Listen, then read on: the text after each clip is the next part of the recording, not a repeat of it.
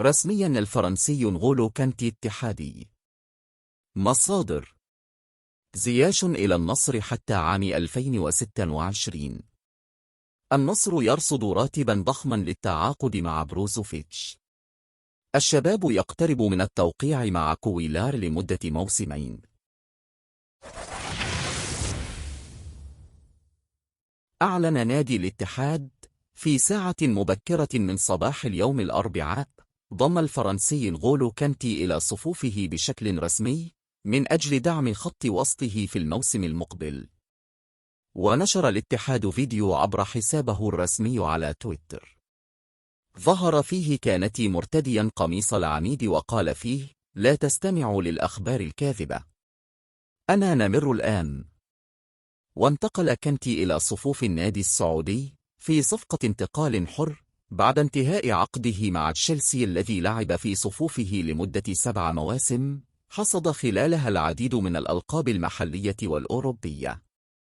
من جانبه قال أنمار الحائلي رئيس نادي الاتحاد عبر حسابه في تويتر: يسير العمل في كل وقت واتجاه ومهما بلغت التحديات ليكون الفريق في الموعد الموسم المقبل، ليس فقط من أجل اسم نادينا ولكن لتمثيل الكرة السعودية في استضافة المونديال العالمي في مملكتنا الغالية.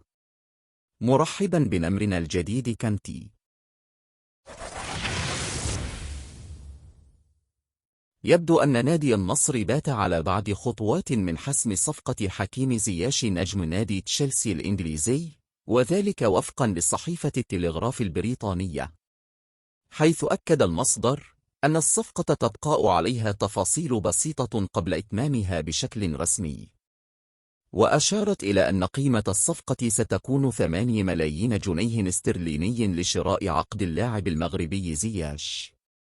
وانضم النجم البالغ من العمر 30 عاما إلى النادي اللندني قادما من أياكس الهولندي عام 2020 مقابل 40 مليون يورو، وينتهي عقد نجم المنتخب المغربي الحالي مع تشيلسي في يونيو 2025.